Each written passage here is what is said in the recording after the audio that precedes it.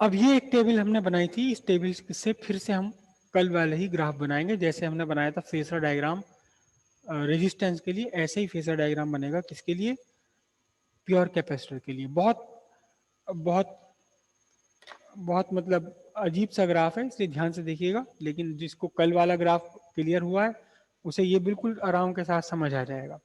दो ही ग्राफ बनाऊंगा मैं कल की तरह, एक रोटेटिंग वेक्टर और एक क्या, sign variation.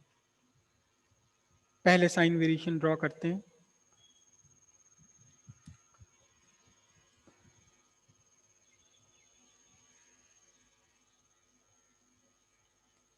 Time t/4, time t/2, time 3t/4 और ये टाइम t।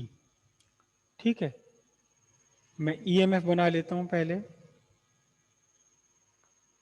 t/4 पर मैक्सिमम, और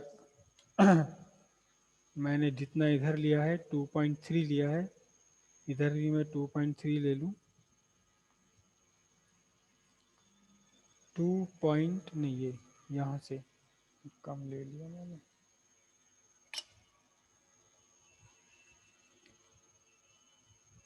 ये यहाँ मैक्सिमम पहुंच जाएगा। ठीक है, ये प्लस ई नॉट लिखूंगा और ये माइनस ई नॉट। ठीक है, टाइम 0 पर 0, टाइम t/4 पर ईएमएफ मैक्सिमम, टाइम t/2 पर घटते घटते 0, फिर 3t/4 पर मैक्सिमम निगेटिव, और फिर टाइम t पर फिर से 0।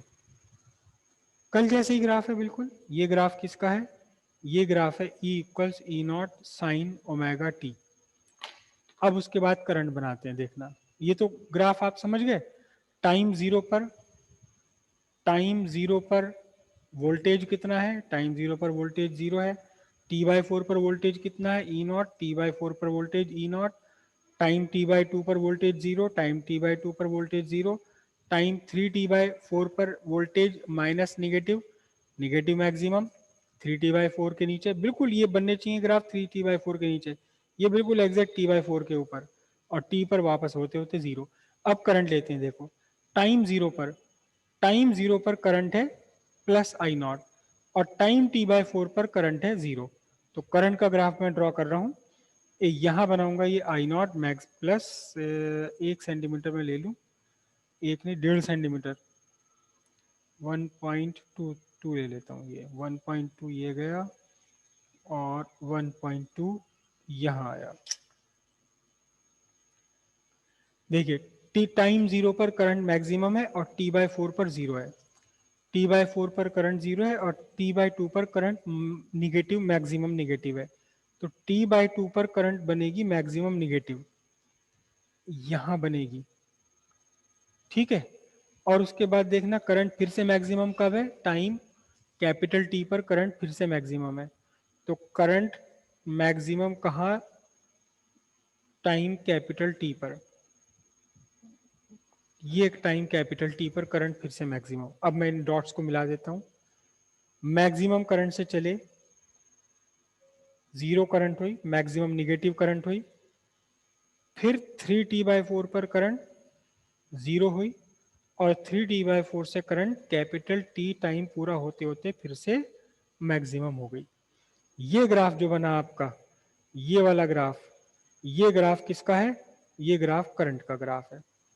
ये ग्राफ थोड़ा सा मुझसे यहाँ मिस्टेक हो गई, ये ग्राफ किसके लिए है, ये है I equals I naught sine omega t plus π/2। ये ग्राफ किसके लिए होगा, I naught sine omega t plus π/2। यहां साफ पता लग रहा है कि जब करंट, जब वोल्टेज 0 है तो करंट पहली, करंट वोल्टेज अपनी मैक्सिमम वैल्यू पर पहुंचे उससे पहले ही करंट अपनी मैक्सिमम वैल्यू पर पहुंच गई, तो लीड कर रही है। कितनी है मैक्सिमम वैल्यू, आई नॉट। इधर कितनी है ये, माइनस आई नॉट।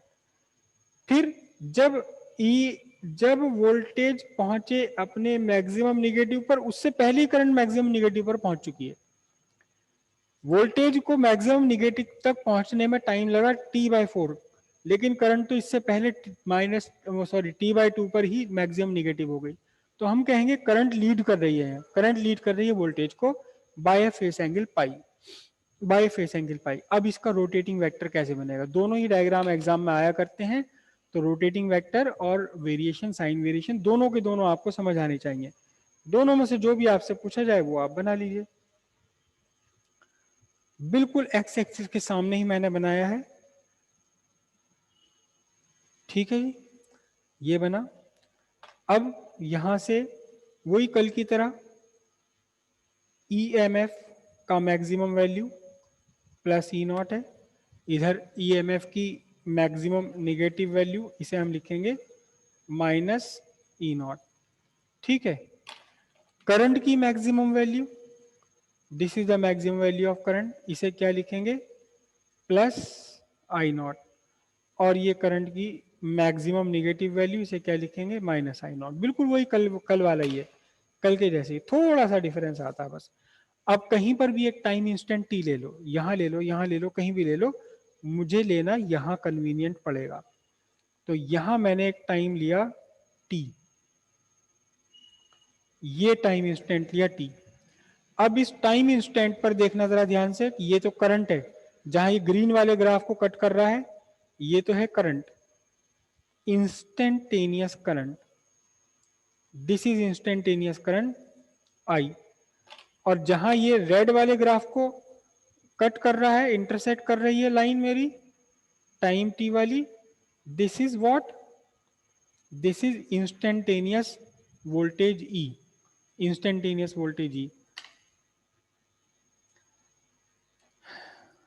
बहुत सारी लाइनें हो जाती हैं इसमें एक दूसरे के साथ साथ। अब हमें क्या कहना है? हमें शो करना है current leads the voltage by phase angle π/2। Current आगे चल रही है वोल्टेज से, तो कहीं भी एक वोल्टेज बनाऊंगा। वोल्टेज कैसे बनाऊंगा? बिल्कुल वही कलवारी तरीका, ये E0, यहां से E0 तक, यहां से E0 तक मैंने ली कंपास में, और वोल्टेज वाले लाइन को मैंने काट दिया, इंस्टेंटेनियस वोल्टेज वाली लाइन को काट दिया, ये इंस्टेंटेनियस वाली वोल्टेज। और ये मैं बनाऊं, स्केल लगा लूं, और ये बना जी, क्या बना? रोटेटिंग वेक्टर इंस्टेंटेनियस वोल्टेज के लिए, इंस्टेंटेनियस वोल्टेज के लिए। अब करंट हमें दिखाना लीड कर रहा है, लीड कर रहा है, करंट लीड कर रहा है, करंट लीड कर रहा है, बहुत ध्यान से देखना। ये मैंने इसको बढ़ाया I0, और इसको और आगे बढ़ाया ये I। अब I0 तक लूंगा, ये I0 तक लिया, दिख रहा है? I0 तक लिया, और इस I0 से एक आर्क लगाऊंगा मैं, कहा? I तक, ये लगा दिया यहाँ I। और ये बना जी आपका क्या? आय है, कभी कभी तो मुझे अपने ऊपर ही प्यार आने लगता है।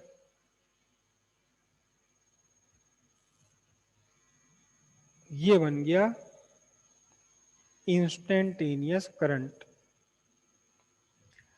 और अगर आपने सब कुछ परफेक्टली बनाया है तो देखना जरा ध्यान से, अपने आप ये वाला एंगल 90 आ जाएगा। आपको भी देखने में लग रहा होगा कि ये वोल्टेज वाला वेक्टर और करंट वाला वेक्टर एक दूसरे के परपेंडिकुलर आ गए, लग रहा है देखने में। अगर सब कुछ आपका डायग्राम सही होगा बना हुआ, यहां इसका डिजाइन, मैं इसे वर्ड, सिंपल वर्ड बोलूं, डिजाइन, अगर इसका डिजाइन आपका प्रॉपर है, ये डिजाइन आपका प्रॉपर है, मतलब ग्राफ स्केच का शेप अगर आपका प्रॉपर है, और ये सारी लाइंस आपने एक दूसरे के प्रॉपरली पैरेलल ड्रॉ करी हैं, तो आपके ईएमएफ वेक्टर और करंट वेक्टर, वोल्टेज वेक्टर और करंट वेक्टर के बीच अपने आप ही 90 डिग्री का बन जाएगा। इससे साफ साफ पता लगता है क्या? कि करंट लीड कर रही है वोल्टेज को। जब ये एंगल जब दोनों रोटेट करेंगे, यहाँ जब ये दोनों वेक्टर रोटेट करेंगे, ये आपका वोल्टेज और ये आपका करंट, तो दोनों देखना जरा ध्यान से। यहां मैं लूंगा टाइम 0 पर, देखो टाइम 0 पर ये वाला जो रेड वाला मेरा वेक्टर है ये बिल्कुल यहाँ लेट जाएगा, एक्स एक्सिस पर आ जाएगा, एक्स एक्सिस पर आ जाएगा। कौन सा वाला? ये रेड वाला टाइम जीरो पर एक्स एक्सिस पर होगा। तो जब मैं यहाँ से, अभी तो ये इंस्टेंटेनियस ईएमएफ ये वाला ई चल रहा है, लेकिन अगर मैं इसको बिल्कुल यहाँ लिटा लूं तो आपका ये वाई एक्सिस पर इसका प्रोजेक्शन कितना बनेगा बता सकते हो? ये वाला रेड वाला एरो अगर मैं बिल्कुल यहाँ एक्स एक्सिस पर लिटा लूं तो जो इसके हेड से मैंने यहाँ प्रोजेक्शन डाला है ये वाई एक्सिस पर, ये प्रोजेक्शन अभी तो instantaneous EMF instantaneous voltage show कर रहा है यहाँ से यहाँ तक का। लेकिन अगर मैं इसको यहाँ बना लूं तो फिर ये प्रोजेक्शन अगर मैं डालूं वाई एक्सिस पर तो वो कितना आएगा, प्रोजेक्शन की वैल्यू कितनी होगी? कोई बच्चा एक जरा बताया, अगर जिसने मुझे बता दिया इसका मतलब उसे दिखाई दे गया कि कहाँ कहाँ कैसे घूमते हैं ये। कोई बताए जरा। क्या बात है राधिका जी, मजा आ गया एकदम, कैसा सटीक आंसर दिया। पता कल नीट के एग्जाम में एक बच्चे ने, दो बच्चों ने 720 में से 720 नंबर प्राप्त कर लिए, 720, 100% मार्क्स। कमाल की बात है, एक भी क्वेश्चन गलत नहीं हुआ, कमाल की बात है, क्या बात है। आई लव माई कंट्री, ये सिर्फ इंडिया में हो सकता है, शायद और कहीं नहीं। तो देखिए जी, राधिका को दिखाई दे गए कि ये घूमते हुए, देखो जब ये देखना ध्यान से, जब ये रेड वाला घूम के यहाँ होगा तो ये जो आपका ग्रीन वाला वो यहाँ बनेगा। उस टाइम देखना ये वाला ग्रीन वाला ये वाला एरो घूम के बिल्कुल आई नॉट तक पहुंच जाएगा। तो जब वोल्टेज जीरो तो करंट मैक्सिमम। और ये, और अभी जो हमने बनाया है इंस्टेंटेनियस वैल्यू, ये बनाई है ऐसे, दोनों एक दूसरे के परपेंडिकुलर घूमेंगे। और जब ये आपका वोल्टेज बढ़ते बढ़ते यहाँ ई नॉट पर पहुंच जाएगा, वोल्टेज बढ़ते बढ़ते ई नॉट पर पहुंच जाएगा, तो ये वाला ग्रीन वाला एरो कहाँ जाएगा? एक्स एक्सिस पर आ जाएगा। ग्रीन वाला एरो घूमते घूमते कहाँ? एक्स एक्सिस पर आ जाएगा। तो अब इसका प्रोजेक्शन जीरो हो गया। जब करंट आपका मैक्सिमम तो वोल्टेज जब वोल्टेज मैक्सिमम तो करंट आपका जीरो। क्या बात है, बहुत बढ़िया। और ये इंस्टेंट टाइम टी पर कितना एंगल बनेगा? ये एंगल बनता है ओमेगा टी। और ये पूरा का पूरा एंगल कितना है? ये पूरा का पूरा एंगल है π/2। ओके